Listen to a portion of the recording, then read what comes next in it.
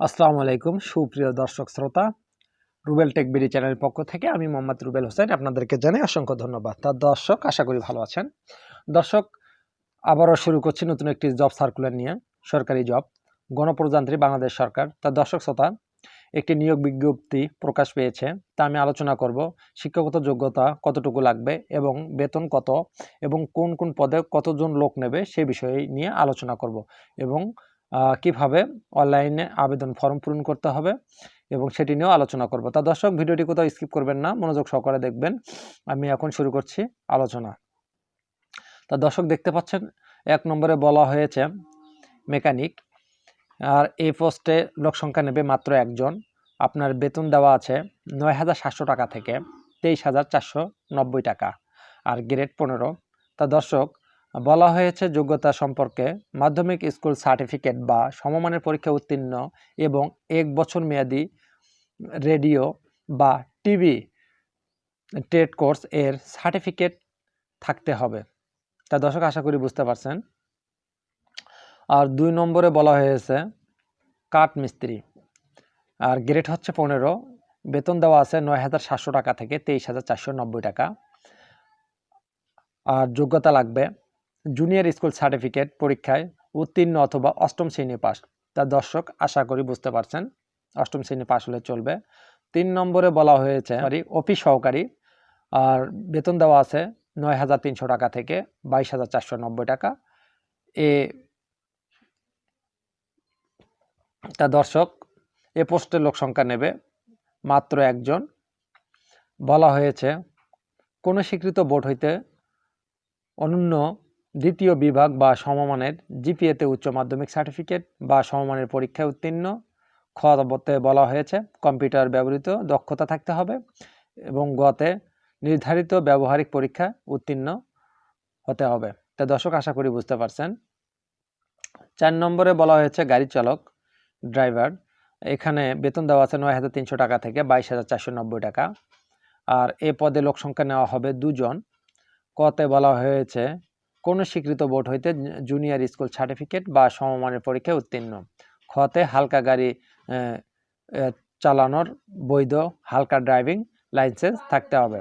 তা দর্শক, গতে বলা হয়েছে অভিজ্ঞতা সম্পন্ন চালকগণ অগ্রাধিকার পাবেন, একথা অগ্রাধিকার বেশি দেওয়া হবে। তা দর্শক, আশা করি বুঝতে পারছেন। 5 নম্বরে বলা হয়েছে নিরাপত্তা প্রহরী, বেতন দেওয়া হবে 8,250 টাকা থেকে 20,010 টাকা। এখানে লোক সংখ্যা নেওয়া হবে এই পদে 2 জন। জুনিয়র স্কুল সার্টিফিকেট পরীক্ষায় উত্তীর্ণ অথবা 8ম শ্রেণী পাস হতে হবে, আর আনসার বা ভিডিপি ট্রেনিং প্রাপ্ত প্রার্থীদের অগ্রাধিকার দেওয়া হবে। যিনারা আনসার বাহিনী ট্রেনিং নিয়েছেন তাদের জন্য অগ্রাধিকার বেশি দেওয়া হবে। তা দর্শক, আশা করি বুঝতে পারছেন। 6 নম্বরে বলা হয়েছে পরিচ্ছন্নতা কর্মী, এক কথা ঝাড়ুদার, বেতন দেওয়া আছে 8,250 টাকা থেকে 20,010 টাকা। এই পদে লোক সংখ্যা নেওয়া হবে একজন। জুনিয়র স্কুল সার্টিফিকেট পরীক্ষায় উত্তীর্ণ অথবা 8ম শ্রেণী পাস, এক কথায় 8ম শ্রেণী পাস হলে চলবে। তা দর্শক, আশা করি বুঝতে পারছেন। তা দর্শক, আপনারা যদি আমার চ্যানেলে নতুন হয়ে থাকেন তাহলে অবশ্যই নিচে থেকে চ্যানেলটি সাবস্ক্রাইব করে নেবেন এবং পাশে থাকা বেল আইকনটি বাজিয়ে দেবেন, কারণ পরবর্তী নতুন নতুন সরকারি জব সার্কুলারগুলো আপনাদের কাছে পৌঁছে যাবে। তা দর্শক, ভিডিওটি কোথাও স্কিপ করবেন না। ভিডিওটি যদি ভালো লাগে অবশ্যই একটা লাইক দেবেন এবং কমেন্ট করে জানাবেন যে কী ধরনের ভিডিও আপনারা চাচ্ছেন বা দরকার। তা দর্শক, আপনাদের যদি বন্ধু বান্ধব থেকে থাকে, ভাই ব্রাদার, অবশ্যই তাদেরকে জানিয়ে দিবেন, অবশ্যই যাতে এই অনলাইনে ফর্ম পূরণ করে বা অ্যাপ্লাই করে চাকরির জন্য। যদি কপালে থেকে যায়, চাকরিটা যদি হয়ে যায়, তাহলে তার পরিবার এবং তার ফ্যামিলির জন্য অনেক উপকারে আসবে। তা দর্শক, আমি এখন আলোচনা করব আবেদন ফর্ম পূরণের নিম্নোক্ত কিছু শর্তাবলী নিয়ে। তা দর্শক, আপনারা দেখতে পাচ্ছেন 1 নম্বরে বলা হয়েছে 20 ডিসেম্বর থেকে 2020 খ্রিস্টাব্দ তারিখে প্রার্থীর বয়স 18 থেকে 30 বছর হতে হবে এবং 3 নম্বর ক্রমিক বিভাগীয় প্রার্থীদের ক্ষেত্রে বয়সসীমা 40 বছর পর্যন্ত শিথিলযোগ্য। বিভাগীয় প্রার্থীর অর্থ এরূপ: কর্মচারী যিনি সংশ্লিষ্ট অধিদপ্তর বা পরিদপ্তর বা দপ্তর এর রাজস্ব খাতে সৃষ্ট পদে অনন্য 2 বছর স্থায়ী বা অস্থায়ীভাবে চাকুরিতে, এছাড়া প্রতিবন্ধী ও মুক্তিযোদ্ধা কোটার প্রার্থীদের ক্ষেত্রে বয়সসীমা 32 বছর পর্যন্ত শিথিলযোগ্য। তা দর্শক, যারা মুক্তিযোদ্ধা ছিলেন তাদের ছেলে মেয়েদের জন্য 32 বছর বয়স দেওয়া হয়েছে। আর বয়স প্রমাণের ক্ষেত্রে কোনো প্রকার এফিডেভিট গ্রহণযোগ্য হবে না। তা দর্শক, 2 নম্বরে বলা হয়েছে সরকারি আধা সরকারি সংস্থা চাকরিতে নিয়োজিত প্রার্থীগণ নিয়োগকারী কর্তৃপক্ষের অবহিত করে আবেদন করবেন এবং মৌখিক পরীক্ষার সময় আনাপত্তিপত্র দাখিল করতে হবে। তা দর্শক, আশা করি বুঝতে পারছেন। 3 নম্বরে বলা হয়েছে নিয়োগের ক্ষেত্রে সরকারের বিদ্যমান বিধিবিধান ও কোটা এবং পরবর্তীতে প্রযোজ্য ক্ষেত্রে বিধিবিধান কোটা অনুসরণ করা হবে। তা দর্শক, 4 নম্বরে বলা হয়েছে মৌখিক পরীক্ষার সময় জাতীয় পরিচয়পত্র মূল কপি সহ শিক্ষাগত যোগ্যতা সনদ বিষয়ে কোটা প্রযোজ্য ক্ষেত্রে প্রশিক্ষণ সনদপত্রের মূল কপি প্রদর্শন করতে হবে। এছাড়া মৌখিক পরীক্ষার সময় জেলা স্থায়ী বাসিন্দা প্রমাণ হিসাবে ইউনিয়ন পরিষদ, পৌরসভা, সিটি কর্পোরেশন কর্তৃক প্রদত্ত সনদ এবং আবেদনকারী মুক্তিযোদ্ধার শহীদ মুক্তিযোদ্ধা পুত্র কন্যা হলে আবেদনকারী যে মুক্তিযোদ্ধার শহীদ মুক্তিযোদ্ধার পুত্র কন্যা এ মর্মে সংশ্লিষ্ট ইউনিয়ন পরিষদের chairman, city corporation, word council, পৌরসভা মেয়র, পৌরসভা কাউন্সিলর কর্তৃক প্রদত্ত সনদের মূল কপি প্রদর্শন করতে হবে। তা দর্শক, আশা করি বুঝতে পারছেন। 5 নম্বরে বলা হয়েছে মৌখিক পরীক্ষার সময় অনলাইন পূরণকৃত অ্যাপ্লিকেশন ফর্ম, জাতীয় পরিচয়পত্র, সকল শিক্ষাগত যোগ্যতা, বিশেষ কোটা প্রযোজ্য ক্ষেত্রে প্রশিক্ষণ সনদপত্র 1 সেট সত্যায়িত ফটোকপি দাখিল করতে হবে। এছাড়া জেলা স্থায়ী বাসিন্দা প্রমাণ হিসাবে ইউনিয়ন পরিষদ, পৌরসভা, সিটি কর্পোরেশন কর্তৃক প্রদত্ত সনদ এবং আবেদনকারী মুক্তিযোদ্ধা শহীদ মুক্তিযোদ্ধার পুত্র কন্যা হলে আবেদনকারী যে মুক্তিযোদ্ধা শহীদ মুক্তিযোদ্ধার পুত্র কন্যা মর্মে সংশ্লিষ্ট ইউনিয়ন পরিষদ, chairman, city corporation, ward councillor, পৌরসভা মেয়র, পৌরসভা কাউন্সিলর কর্তৃক প্রদত্ত সনদের 1 সেট সত্যায়িত ফটোকপি দাখিল করতে হবে। তা দর্শক, আশা করি বুঝতে পারছেন। 6 নম্বরে বলা হয়েছে বিজ্ঞপ্তি উল্লেখিত পদের সংখ্যা হ্রাস, বৃদ্ধি, বাতিল বা প্রত্যাহার করার ক্ষমতা নিয়োগকারী কর্তৃক সংরক্ষণ করবেন। 7 নম্বরে বলা হয়েছে প্রযোজ্য ক্ষেত্রে প্রার্থীদের লিখিত, ব্যবহারিক ও মৌখিক পরীক্ষা গ্রহণ করা হবে। পরীক্ষায় স্থান ও সময়সূচি পরবর্তীতে জানানো হবে এবং পরীক্ষায় অংশগ্রহণের জন্য কোনো প্রকার ভ্রমণ বা দৈনিক ভাতা টিএডিএ প্রদান করা হবে না। তা দর্শক, 8 নম্বরে বলা হয়েছে ত্রুটিপূর্ণ, অসম্পূর্ণ আবেদন কোনো কারণ দর্শানো ব্যতিরেকে বাতিল বলে গণ্য করা হবে। তা দর্শক, 9 নম্বরে বলা হয়েছে নিয়োগ সংক্রান্ত বিষয় নিয়োগকারী কর্তৃপক্ষের সিদ্ধান্ত চূড়ান্ত হলে বিবেচিত হবে। আর 10 নম্বরে অনলাইন আবেদনপত্রে পূরণ সংক্রান্ত নিয়মাবলী, শর্তাবলী।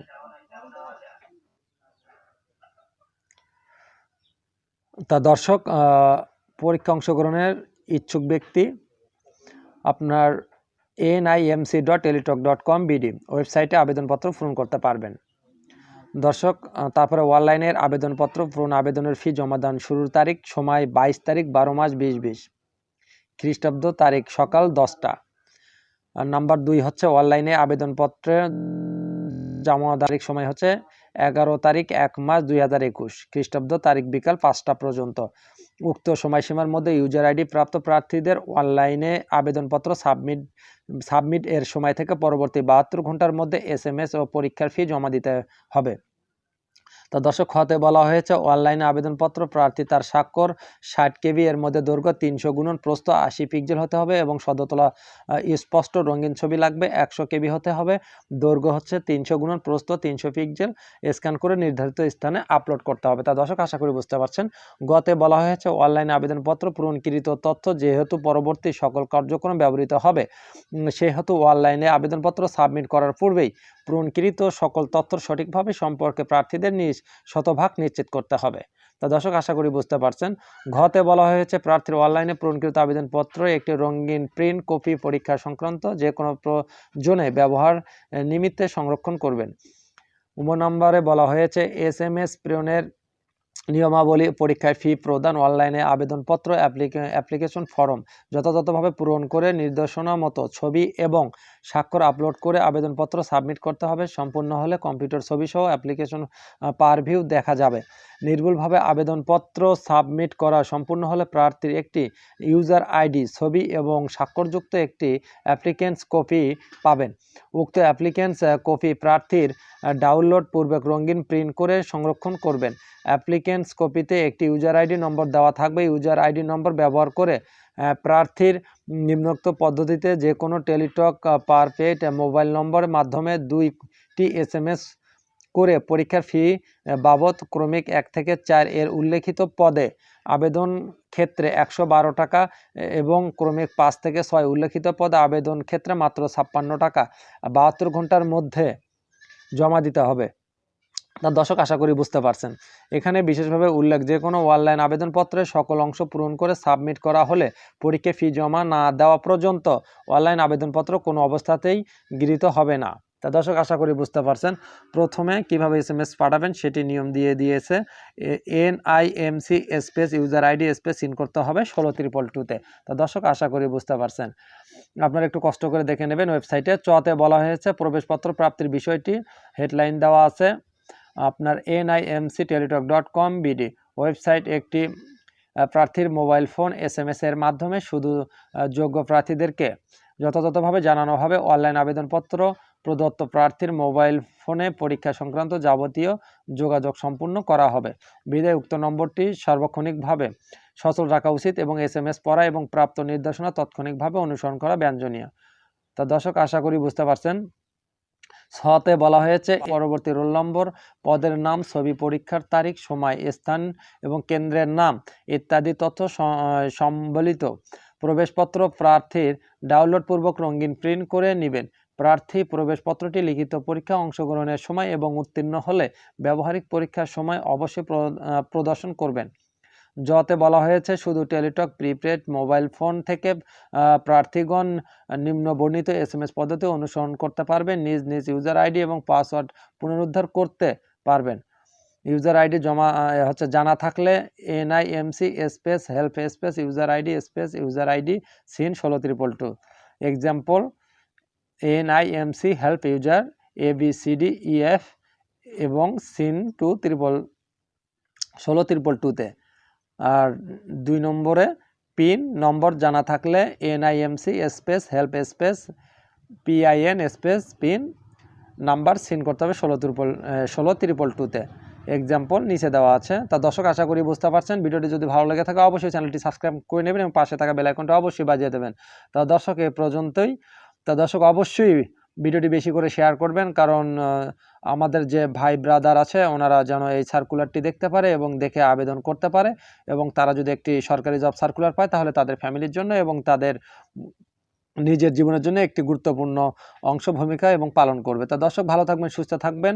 আবারও কোনো নতুন একটি জব সার্কুলার নিয়ে দেখা হবে আপনাদের সঙ্গে। সে পর্যন্ত অপেক্ষা